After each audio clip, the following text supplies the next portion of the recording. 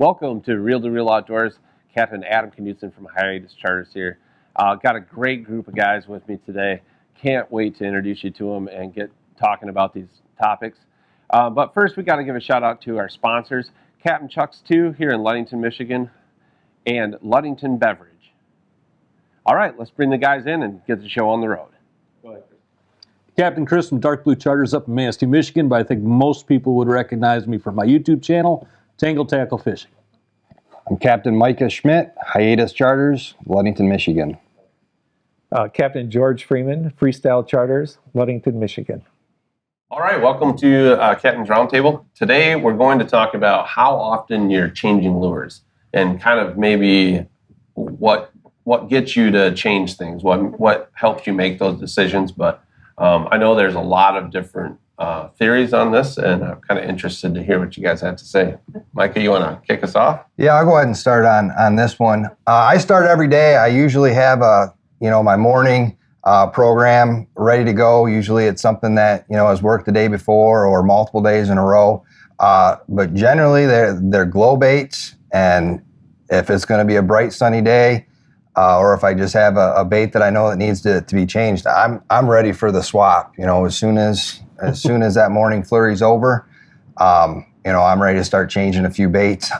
With that being said, though, there's also days where, the cloud cover might be just right, and I'm kind of looking at things and we're getting bit, and I let them ride. And I know it's sometimes tough when you have customers on the boat and you're looking at your side and you're confident, and they're thinking maybe you should be changing a bait, but I'm like, we gotta let these baits ride a little bit.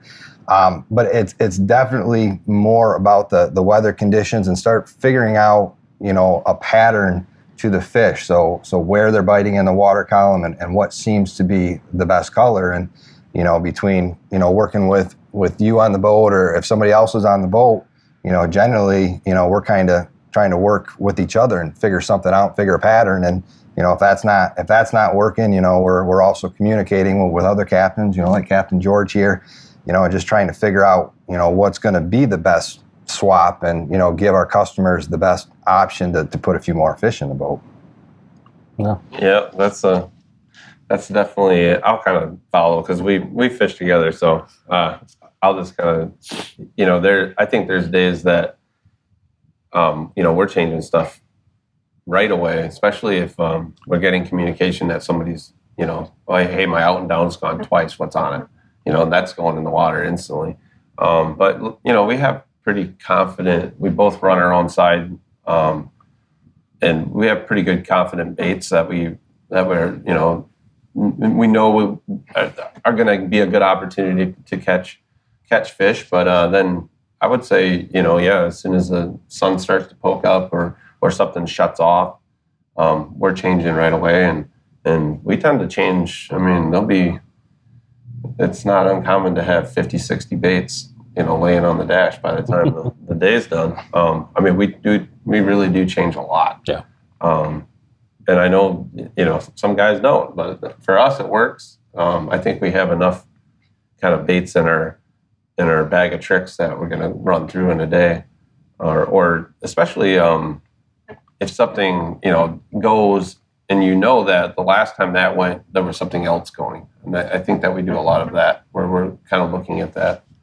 But our divers, we're changing pretty quickly. I usually have certain baits that I only run first thing in the morning, and they come off instantly. As soon as the sun is poking up at all, they're coming off, and I'm putting something else on.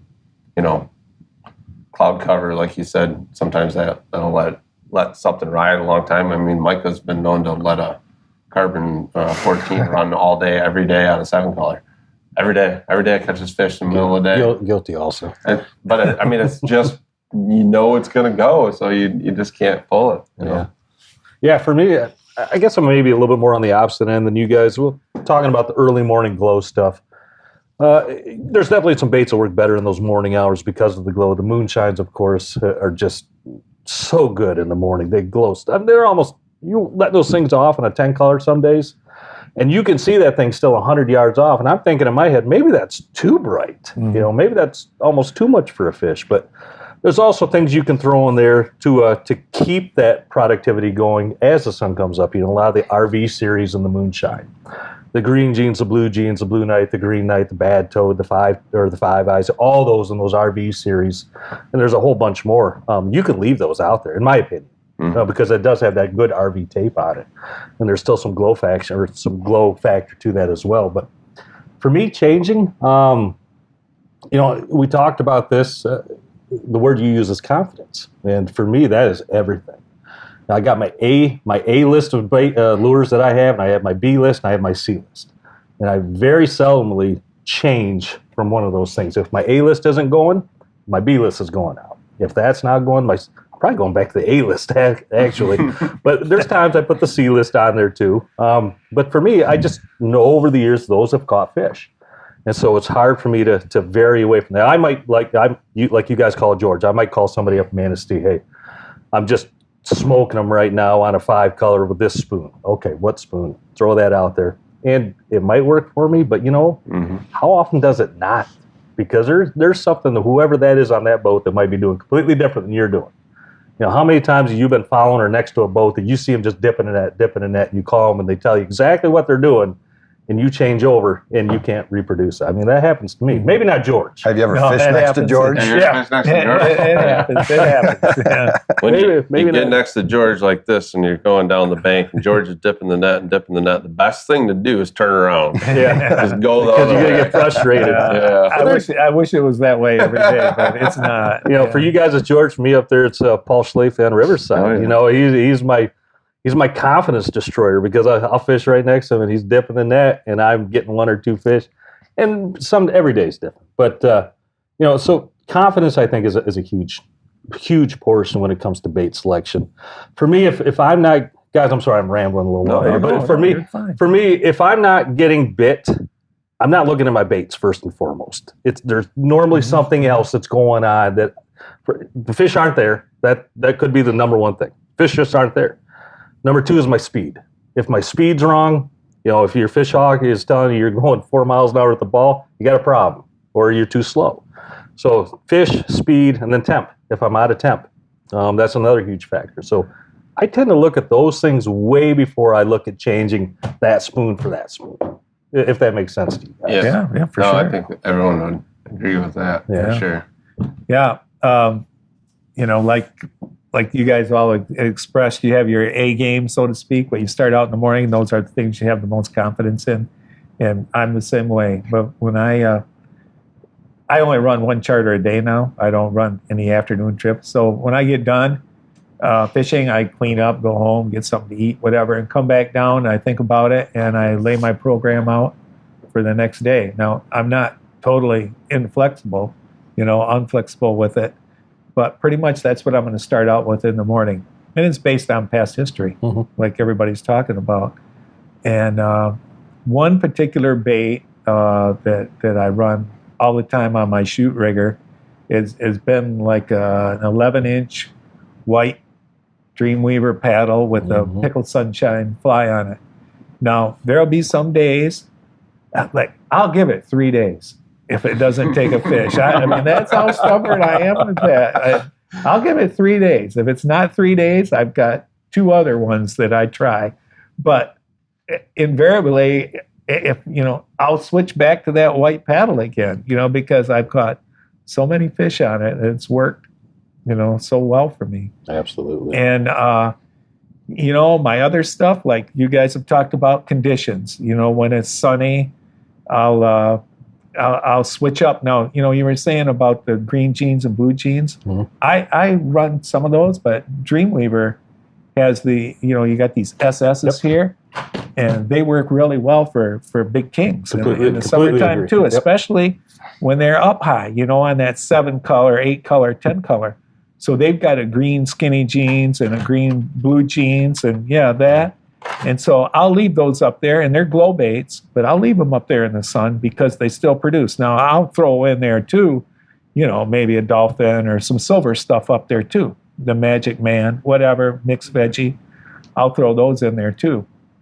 But, and like with my divers, right, when I start out in the morning, especially when I'm king fishing, I'll put down, a lot of glow stuff right away. But then when that sun comes up, I'll still leave some of that until it's not working anymore. I'll still leave that glow stuff on my low divers, and I'll switch it out to something, more like this, or a different color fly, more chromes up on top. And also, like you were talking about, Chris, and that's the lure isn't the first thing I'm looking at. Right.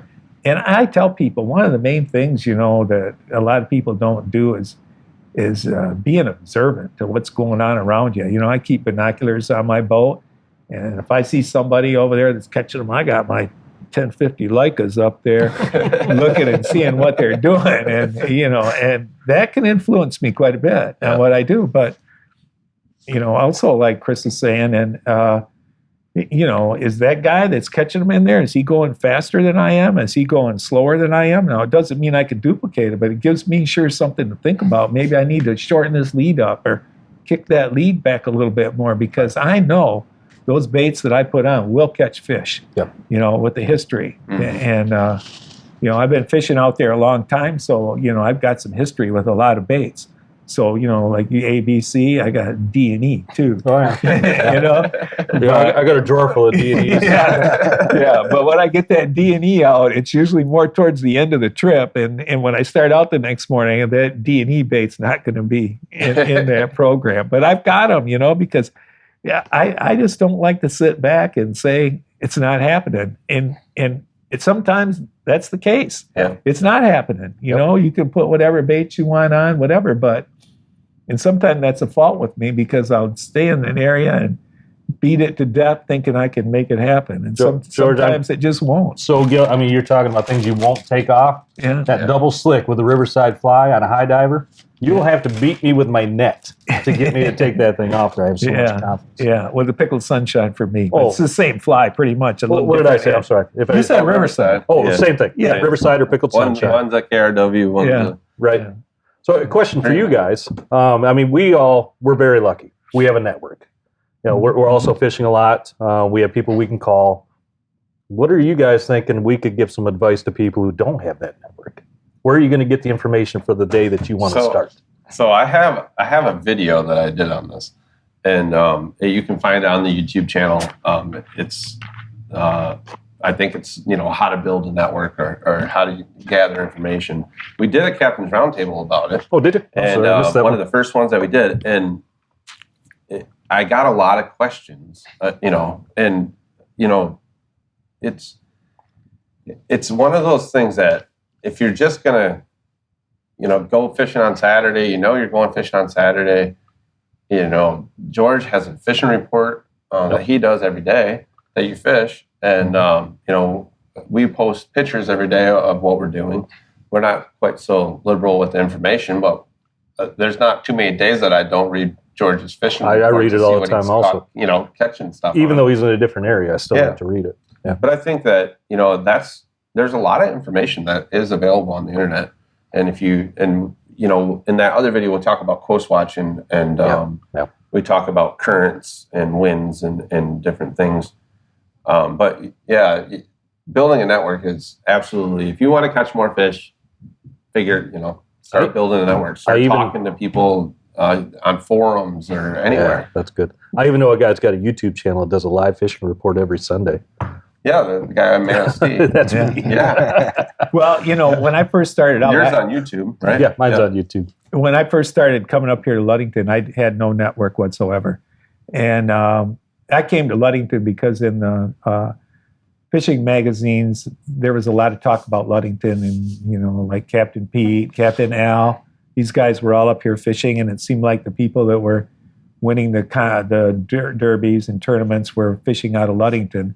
So that's where I came. But boy, I would go out there and just beat my brains out and not catch much, go to the bait shop and, try and buy this and buy that. And I would have been so much better ahead to have chartered a boat, not a plug, but. Oh, yeah, absolutely. I went into the bait shop and I had vacation pay with me and a credit card, and I threw it on the counter. I go, what's it take? I got whatever. And this guy that owned the shop kept asking me questions. And I had everything that he was going to recommend, but it was just a matter of how to do it. Right. And so I would have learned a lot. But yeah, in my fishing report, people that come to the Ludington area, there's some people that aren't happy that I put out this information, but I don't tell everything in it, but it gives people a good place to start. Yeah. On my website, Freestyle Charters, and but I used to wait. I'd catch 1 or 2 fish, and I'd wait till I'd see people coming to the fish cleaning station with a heavy box, and then I'd go up there because I didn't want to go up there empty-handed and ask them, what they're doing. So I would go up there with my 1 or 2 fish and clean them slow and listen to them talk, and then ask a few questions. And that helped. And then you get a rapport with some of the better fishermen. Right. But it takes time. It does. Yeah. And you're absolutely right that when you're talking about your fishing report not making everybody happy. Like I said, I do a YouTube channel, Tangle Tackle Fishing. I do a live fishing report every Sunday. And for me, I think it's free information. I gear mine towards the person that is just starting off. Now, we were all there. None of us were born knowing how to fish. And I know there's some charter captains that probably are not happy that I put that information out there. But again, it goes back to what I said earlier. I could tell you or you exactly what I'm doing, exactly my speed, exactly my location. You could show up there and not have the success I'm having or the success somebody else is having. Experience is a huge teacher. There's nothing better than experience. So my information and your information, all of our information, this is information. This is all information. All of that should be free to everybody that wants to learn this sport, because I think anybody can do this. But it's information, you have to couple it with experience. You have to take it, you take a piece from you and a piece from you and a piece from you, put it all together, and you go out on your own boat and you start morphing it into your program. So that's the way I look at it. If I make some people, if I step on some toes on the way, I apologize. Well, not really. But I do feel that this is beneficial to people. Well, and I think, what George mentioned with the binocular thing, or paying attention to other boats. Are they landing fish? Are they going faster than I am? Are they going a different direction than I am? We pay a lot of attention, especially when people start turning around, to make our decision whether we're going to turn around or not. If we don't see anybody going the other direction, catching fish, we'll keep going farther. But we're on the phone a lot too. But one of the best places probably to get information. We're at Captain Chuck's and Tangle Tackles in Manistee, and there's Tackle Haven down south, and there's all of these places that their business is to make you successful fishing. They want you to buy more lures. They want you to. So they're going to give you information. I think don't take someone else's program and try and duplicate it. I think a lot of people kind of try to do that, or they'll try to mix, a bunch of different things from a bunch of different programs. But you need to know, the speed that they're going to know. If you're catching a bunch of fish on mag Dreamweavers and I'm catching fish on stingers, small stingers, we're probably fishing at 2 different speeds. It's probably, if you added those stingers to your program, probably wouldn't work. If I added the mag Dreamweavers to my program and to maintain the speed and presentation, it probably wouldn't work. Same thing. But I think the more information you can gather, even if it's watching other boats or you see somebody at the dock in the morning and say, hey, do you want to change numbers and that, let's talk at 8 o'clock and see how your day's going. That's a good way to get that info. George, I could not agree with you more than when you said grab a charter. And I'm not just trying to sell a charter to anybody. No, but that is, when I went out on Riverside, years and years and years ago, that's what got me hooked on this thing, 20 some years ago. That's what got me interested in learning from some of the best people out there. Some really good boats out there. Yep. Why not take that big step? You're going to cut a lot of corners by going on there and learning those sure would. It saved me a lot of heartache and a lot of money. I'll tell people they're more than welcome to text me, email me, call me, once they're out on their own boat. And chances are I'm probably going to get information from them too. So that's not a problem. Two-way street, without a doubt. And when you're, gathering information, ask good questions. But, if I called George and said, hey, George, where'd you fish yesterday? How'd you do? He's probably going to tell me everything. but I'm not going to go post it on the internet either, you know, and he knows that. And the same, you know, if I tell George something, it's the same deal. It's like, you know, be respectful of other of people that are giving you information, and really, and if you're willing to share some information back, I think it goes a long ways, and you can build some good relationships. Oh, absolutely. I mean, I have people I've never actually met that I talk to 3 times a week. You know, and I've never fished with them, never met them, but we just talk. Oh, it's amazing share the amount information. it's amazing the amount of phone calls and texts I get when there's a Manistee tournament coming up. Oh, yeah. From boats all over the state. Yeah. What's going on in Manistee? Where do we go? And, man, Yeah. I get the same thing. Yeah. But one thing you said, Adam, and I really like that, was talking about going to the shops and asking for information there. Captain Chuck's is just like Tangle Tackle up where I'm at. It's good information. It's not just an infomercial saying, "Hey, oh yeah, I got 200 of these in the back room. This is what's hot. Take the." It's not like that. You guys are excellent here. We try to do the same up there. We're going to give you the information that we think is going to help you out, not just sell you a spoon. Mm-hmm.